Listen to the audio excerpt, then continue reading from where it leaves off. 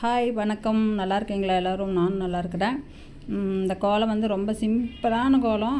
ரொம்ப ரொம்ப ரொம்ப ரொம்ப சிம்பிள். ஒயிட் கலர்லேயே நீங்கள் போட்டு அசத்தலாம். கலர் பொடி தான் வேணும்ல. டெய்லியும் போடல, ஒன்றும் இல்லை. கொஞ்சம் இந்த மாதிரி டப்பா வச்சுக்கலாம், இல்லை கையில் ஸ்பூனில் கூட அள்ளி இந்த மாதிரி போட்டுக்கலாம். அதில் வந்து நான் ஃபஸ்ட்டு திக்கு ஆரஞ்சு கலர் கொடுத்தேன், அதுக்கப்புறம் லைட் ஆரஞ்சு கொடுத்தேன். அந்த மாதிரி போட்டுக்குங்க, அப்போ தான் இந்த கோலம் போடுறதுக்கு கரெக்டாக இருக்கும், கொஞ்சம் அட்ராக்ஷனாக இருக்கும். அதுக்கப்புறத்து ஒயிட் கலர் கொடுத்துக்கோங்க. இந்த மாதிரி கொடுத்தீங்கன்னா நான் போடுற மாதிரி கரெக்டாக வரும்.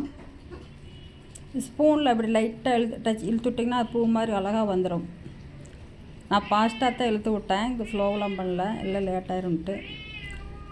அதுக்கப்புறம் ஒரு பென் எடுத்து என்ன கோலம், பத்மாவதி கோலம் போடும்ல, அந்த மாதிரி இதழ்கள் வர்ற மாதிரி பண்ணிவிட்டு சுற்றி எல்லாத்துக்கும் பண்ணி விட்டுருங்க.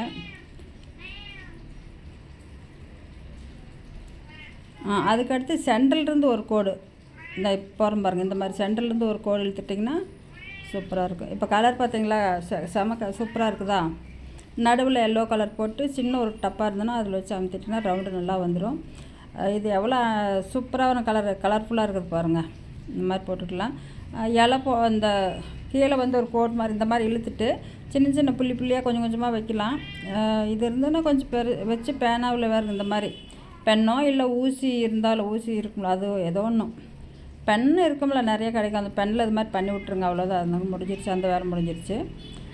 அடுத்து வந்து திரும்பவும் சின்ன சின்ன மொட்டுகள் இருக்கும்ல, என்னடா எதில் பார்த்தாலும் பூ மொட்டும் கோலம் இப்படியே போட்டுட்ருக்கானுங்கள, எல்லாத்துலேயும் யார் போட்டாலும் இந்த பெரிய பூ மட்டும் போட மாட்டாங்க.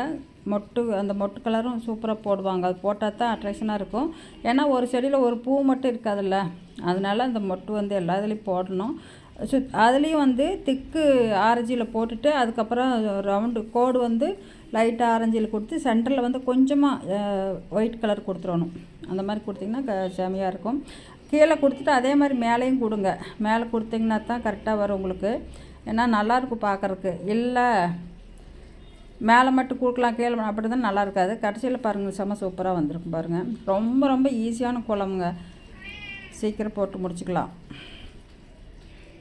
பிடிச்சிருந்தா லைக் பண்ணுங்கள், சப்போர்ட் பண்ணுங்கள், சப்ஸ்கிரைப் பண்ணிக்கோங்க ப்ளீஸ், தயவுசெய்து. நன்றி, வணக்கம், பாய். இந்த நாள் இனிய